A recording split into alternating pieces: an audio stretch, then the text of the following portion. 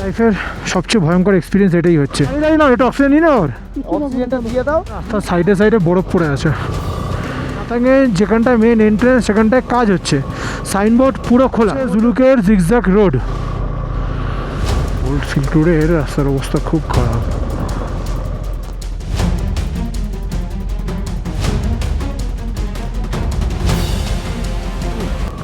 কি লাগছে, যত নিচে নামবো তত এরকম ফগ বাড়বে। চোখের গাড়িটা গিয়ে কুয়াশাতে কোথাও গায়েব হয়ে যাবে। এখন সারাদিন এবার শুরু হয়েছে মাথা ব্যথা। বুদ্ধদেবকে নিয়ে যাবো, বুদ্ধদেব দেখাচ্ছে খুব সুন্দর। বলছে আমি তরকারি খাবো না। আরে তরকারিটা তো আমরা পেয়ে দিই। ঠান্ডা।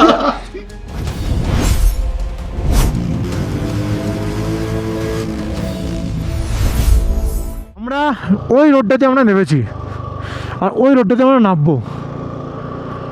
বিশ্বজিৎ একটু স্লো রান করছে, আর উপরে কি যেহেতু কোনো টাওয়ার নেই, ওর সাথে কথা বলতে পারলে আরও অনেকটা রিল্যাক্স হয়ে যেত। সেটার জন্য ও বিশাল প্রবলেমে পড়ছে। ও কি জানি কেন আমার মনে হচ্ছে বিশ্বজিৎ এরপরে আর আসবে না পাহাড়ের রাইডে।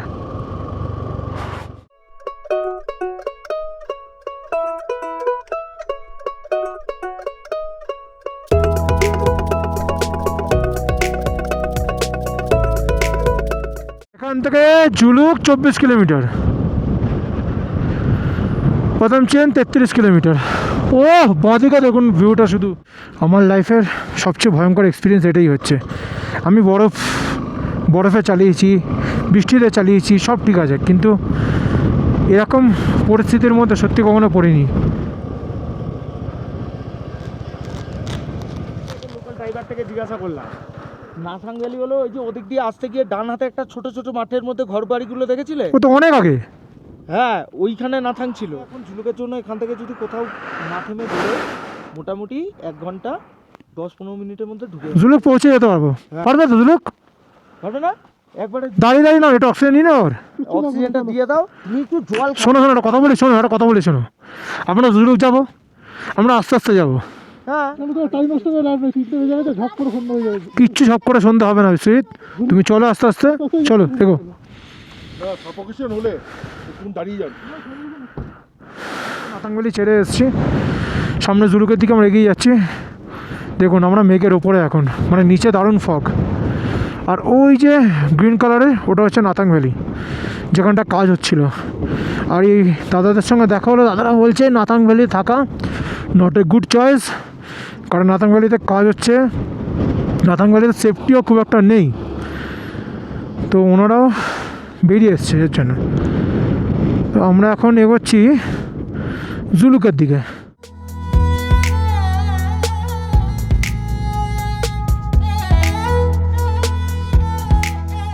এখানে রাস্তার সাইডে সাইডে বরফ পড়ে আছে।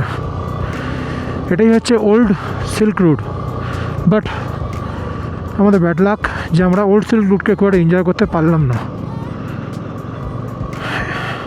এই দিকটায় রোদ্দুর নেই বলে বরফগুলো আছে, রাস্তার দুপাশেও ছড়িয়ে ছিটিয়ে বরফ আছে। দারুণ লাগছে, দারুণ। Back to the YouTube channel of SRC destination. সঙ্গে আছি আমি আপনাদের বন্ধু শুভ।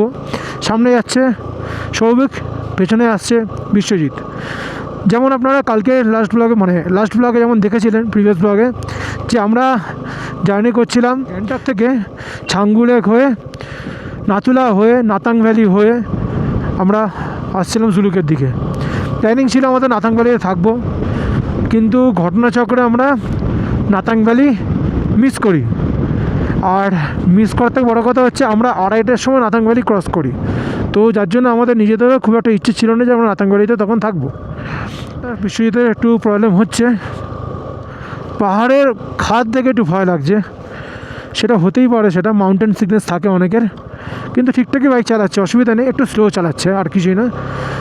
তো যার জন্য আমরা নাতাংয়ে থাকবো ভেবেও বিশ্বজিৎ বললো না চলো বেরিয়ে যেতে পারবো, অসুবিধা নেই। তো আমরা বেরিয়ে আসছিলাম, কিন্তু এখন জুলুক পৌঁছতে আমাদের তাও মোটামুটি বাকি এখনও 10 কিলোমিটার, যেখানে আপনার টাইম হয়েছে আমাদের এখন 3:56 তো সেটা একটা টাফ কল হয়ে গেছে একটা। অ্যাকচুয়ালি নাতাংয়ে যেখানটায় মেন এন্ট্রেন্স সেখানটায় কাজ হচ্ছে, সাইনবোর্ড পুরো খোলা। এর মধ্যে হচ্ছে টাওয়ারের প্রবলেম, টাওয়ার নেই কোনো কলিং বা কোনো নেট কোনো কিছুই চলছে না, যার জন্য প্রবলেম হচ্ছে। তো কমিউনিকেশন করতে পারছি না নিজেদের মধ্যে, তাছাড়া হচ্ছে নিজেরা লোকেশান দেখতে পাচ্ছি না আমরা। তো এইসব নানান কারণের জন্যই আমরা কিন্তু নাতাঙ্গানো থাকতে পারিনি। এখন যেটা হয়ে গেছে সেটা হয়ে গেছে, সেটা নিয়ে আর তো ভেবে লাভ নেই। তো চলুন আজকে এগিয়ে যাওয়া যাক জুলুকের দিকে। আজকে ব্লগটাতে থাকবে জুলুকে কম হোমস্টেতে আমরা থাকছি, জুলুকে এলে আপনারা কম হোমস্টেতে থাকবেন, কী ধরনের তাদের রেন্ট, কী তাদের খাওয়া দাওয়া সব দেখাবো এই ব্লগে। তাই ব্লগটা তো লাস্ট অবধি নিশ্চয়ই দেখবেন। এই হচ্ছে জুলুকের জিগজ্যাগ রোড, যেটাকে বলা হয় ওল্ড সিল্ক রুট।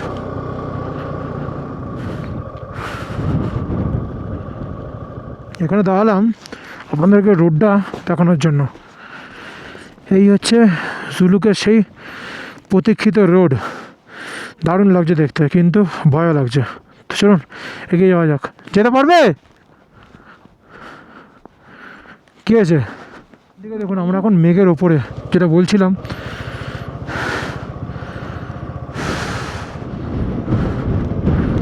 আমি একদম আস্তে আস্তে নামছি বিশ্বজিতের জন্য, যাতে বিশ্বজিতের মধ্যে এইটুকুনি কনফিডেন্স থাকে যেন আমার সঙ্গে কেউ আছে।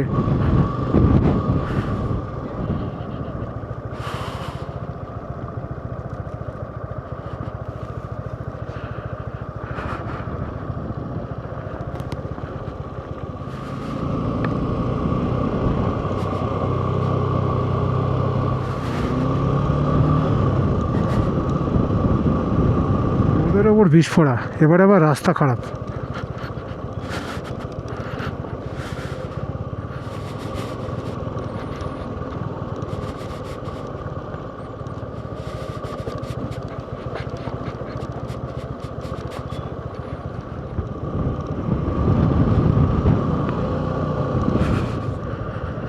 জুলুক হচ্ছে এখান থেকে 9 কিলোমিটার।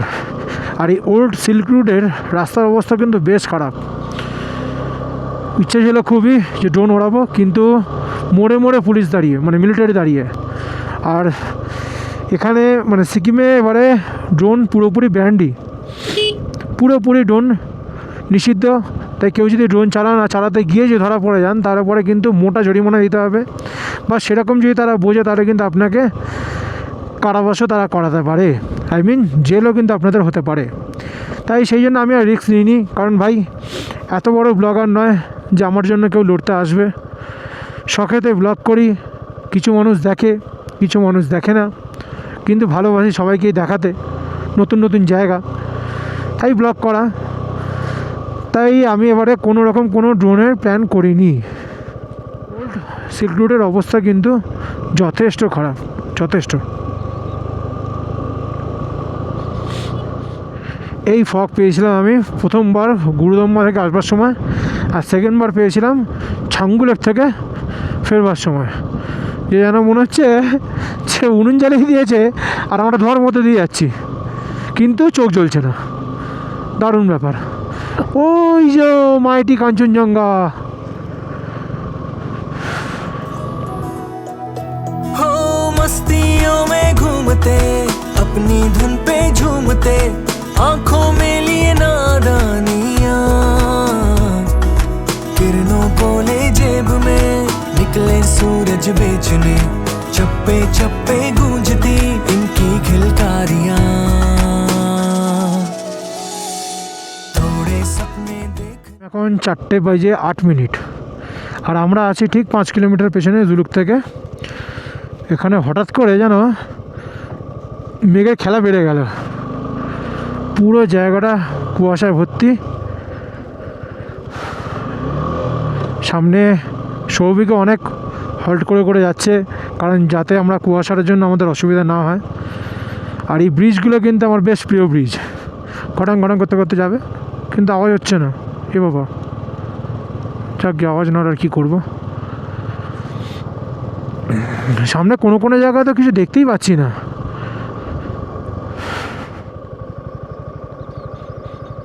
রাস্তার অবস্থা খুব খারাপ, ওল্ড সিল্ক রোডের রাস্তার অবস্থা খুব খারাপ। যদি প্রশান্তদা যদি আসতো,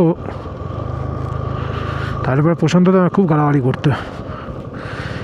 কি প্রশান্তদা, কমেন্টস করে নিশ্চয়ই জানাবে কিন্তু এই যে রাস্তার অবস্থা, এই রাস্তায় তুমি নামবে কি না, মানে তুমি এই রাস্তা আসতে কি না, নাকি তুমি জেনে বুঝে এই রাস্তা আসোনি। দু রকমের কমেন্টস তোমার কাছ থেকে চাই। কাউকে যে ভিডিও করে দেখাবো সেটারও উপায় নেই, কারণ টাওয়ার এখনও অবধি আসেনি, স্টিল নাও।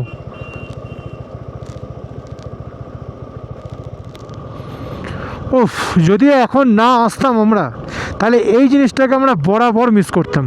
যদি আমি আগে পেয়েছি এই জিনিসটা, কিন্তু বাকিরা এই জিনিসটাকে মিস করতো। খুব সুন্দর একটা কোঅর্ডিনেশন মেনটেন করে আমরা যাচ্ছি। আর সবথেকে বড়ো কথা কি, আমাকে একবারের জন্য সৌভিককে বলতে হয়নি যে সৌভিক তুমি কিন্তু একটু আসতে যাও, এখানে ফগ আছে বা কিছু। ও নিজেই যখন থেকে যে ফগ আছে, ও নিজে থেকে কিন্তু পুরো গাড়ি একদম স্লো করে দিয়ে আমাদেরকে পুরো গার্ড করে করে নিয়ে যাচ্ছে। পুরোটা ল্যান্ডস্লাইড জোন। কী লাগছে গুরু, কী লাগছে। যত নিচে নামবো তত এরকম ফগ বাড়বে, এটাই নিয়ম। ওপরের দিকে ফগ থাকে না অত, নিচের দিকে সবসময় ফগ থাকে বেশি। আমরা গাড়ি পাস দিলাম, সেই জন্য সৌভিকও গাড়ি পাস দিয়ে দিলাম। হ্যাঁ, সৌভিক বুঝে গেছে গাড়ি আসছে মানে নিশ্চয়ই আমরা দাঁড়িয়ে গেছি। তার মধ্যে আমি করেছি একটা ব্লান্ডার। আমার মনে হচ্ছে এত সন্ধে কেন হয়ে গেল। অ্যাকচুয়ালি আমি সানগ্লাস পরে আছি, আর সানগ্লাস পরে ফগের মধ্যে দিয়ে গাড়ি চালাচ্ছি। হায় রে কপাল, একটু বুদ্ধি আমাকে যদি দিত। আমি ওটা আসতে করলে অবস্থা কী হয় দেখুন। সৌভিকের গাড়িটা গিয়ে কুয়াশাতে কোথাও গায়েব হয়ে যাবে দেখুন। আসলে ও আস্তে করে নিচ্ছে আমাদেরকে আস্তে করতে দেখে। এরপরে দেখবেন আর গাড়ি দেখা যাচ্ছে না, দেখুন আর গাড়ি নেই।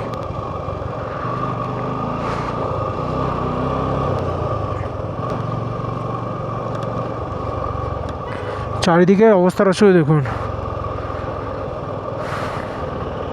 কি ভয়ঙ্কর কুয়াশা, কি ভয়ঙ্কর কুয়াশা।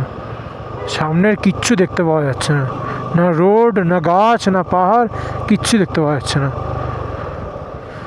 জুলুকের ফার্স্ট সাইনবোর্ড চোখে পড়ে গেছে, তার মানে আমরা অফিসিয়ালি জুলুকে এন্টার করে গেছি। এবার দেখতে হবে জুলুকের মেন থাকবার জায়গাটা কোন দিকে, মানে মেন ভিলেজটা বা সিটিটা যাই বলুন না কেন, সেটা কোন দিকে, কোন জায়গায় সব হোমস্টেগুলো। ফোনের টাওয়ার এসছে কিনা এখনও জানি না, কিন্তু বাড়ি থেকে এখনও ফোন আসেনি। डेंजोंग होमस्टे।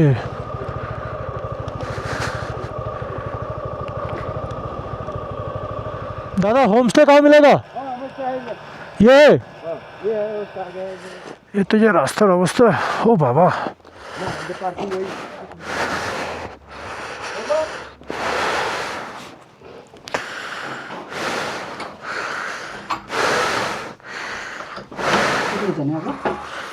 चार आदमी है, 2 रूम लगेगा।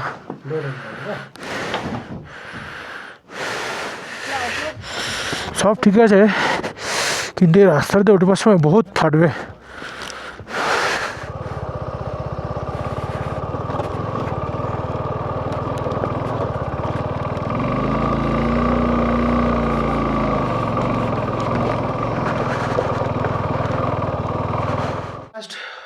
রুমে পৌঁছে গেছি। এখানে হোমস্টে নিয়েছি, হোমস্টেটা বেশ সুন্দর। রুমটা একবার দেখিয়ে দিই অগোছালো হওয়ার আগে। এই হচ্ছে রুম। পার পার্সন আমাদের 1200 টাকা করে বলেছিল, কিন্তু 1000 টাকা করে পড়েছে। এই হচ্ছে ডবল বেড। এখানে বাথরুম ঠিকঠাক। বাইরে দিয়ে যদিও কিছু দেখা যাবে না, প্রচণ্ড কুয়াশা, তাও রোড দেখতে পাওয়া যাচ্ছে। এটা হচ্ছে আমাদের আরেকটা রুম। वो तो हम बोल ही दिए दीदी को कि आप खाली आपके এদিকে সায়ন নেওয়া শুরু হয়েছে, মাথা ব্যথা, তাই তো। এই হচ্ছে সায়নদের রুম। এখানেও সে একই নিয়ম, 2টো বেড আছে, অসুবিধা নেই। আর এটা হচ্ছে ডাইনিং, খুব সুন্দর ডাইনিংটা, একদম সুন্দর এই যাচ্ছি এখন সুন্দর ডাইনিং। এই হচ্ছে আমাদের রুম। এখানে এসছে আমাদের ম্যাগি, সৌভিকের এসছে বয়েল ম্যাগি। সৌভিক ম্যাগি কিনেছিল, হ্যাঁ বানাবে বলে ম্যাগি কিনেছিল না? গ্যাস ঢোকাতে দেবে না, কি করে যাবে? গরম গরম ম্যাগি ঠান্ডা খুব ভালো লাগে ম্যাগি। এটা ডিম ফিম দিয়ে কী করেছে এটা? অমলেট করে দিয়ে দিয়েছে। হ্যাঁ, কোথায় বসছে? অমলেট করে ম্যাগি দিয়ে দিয়েছে, ম্যাগির মধ্যে দিয়ে দিয়েছে ছিঁড়ে ছিঁড়ে। কিছু করবার নেই, এই খাই আপাতত। 9টা 19, আর এখানে সব ডেটা ট্রান্সফার চলছে আমার, বিশ্বজিতের সবার। আর আমরা নিয়ে নিয়েছি কফি, তার সঙ্গে নিয়ে নিয়েছি পাঁপড়, ডিমের ভুজিয়া। এখানে বিশ্বজিৎ, ওখানে যে সৌভিক। এখানে এখন চলছে -1 ডিগ্রি, একটু আগে ঝড় উঠেছিল, প্রচণ্ড হাওয়া টাওয়া দিচ্ছিল। কফিটা খুব ভালো বানিয়েছে আপাতত। আমাদের 10 টাকা টেকে বললো যে চলিয়ে খানা লাগ গিয়া, গেলাম আমরা, যাওয়ার পরে বলছে নেই आप लोग चले जाइए, हम लोग का नहीं आया। মনে হচ্ছে এই দিচ্ছে আমাদেরকে, মিড ডে মিল দিচ্ছে আমাদেরকে। ক্লাস 5-এরটা হয়েছে, একটা 6-এরটা হয়নি। আগে দেখে আসো গিয়ে যে অ্যাকচুয়ালি হয়েছে কি। খাবার চলে এসছে, 2টো বাটি দিয়ে দিয়েছি, এখানে একটা চিকেন দিয়েছি, ওখানে একটা দিয়েছি। ওটা একটা সবজি দিয়েছে। এই চিকেনটা কিন্তু 4 জন। কেন একটুখানি কেন? এটা জানি না। কপিস করো না, তোকে ইউজ করে যাও। भैया कितना पीस कर दिया? এবার 12 পিস हो गया। বলছে তোর গা গরম এমনি হয়ে যাবে, যা মুখের পাশে এখানে আমি বলছি আমি কিন্তু -5 বাইরে যাবো। এখানে 12 পিস हो गया। 12 পিস হয়ে যাবে। মানে আমার চিকেন নিচে কেউ দেখতে হবে না। তুই আবার বলছিস সবজি খাবি। সো আমরা নিচে রাত্রে রুটি, কি করছিস এটা? চিকেন তরকারি গরম লাগছে। বলছে আমি তরকারি খাবো না, আরে তোর খাবারটা তো আমরা পেয়ে দিই। আরে আমি বলেছি আমার থালিতে সবজি দিতে না, তোমাদের দিয়েছে তো এই যে আলু ফালু কি দিয়ে। তো তোর সবজির যখন থালিটাও তো চিকেন আমরা কম নিয়ে থাকবে নিতাম। এইটুকুনি উনি চিকেন উনি কি দেবে। উনি কি বললো? উনি বললো जिसने मना किया उसने ले लिया। বলছে ওরা ভেবেছে যে 4 জনকেই দিতে হবে না। কাকাকে ডাক, বাঙালি কাকাকে, বাঙালি বেশিই বোঝে। না ওই জন্য বুদ্ধদেব কি বলছে? নাই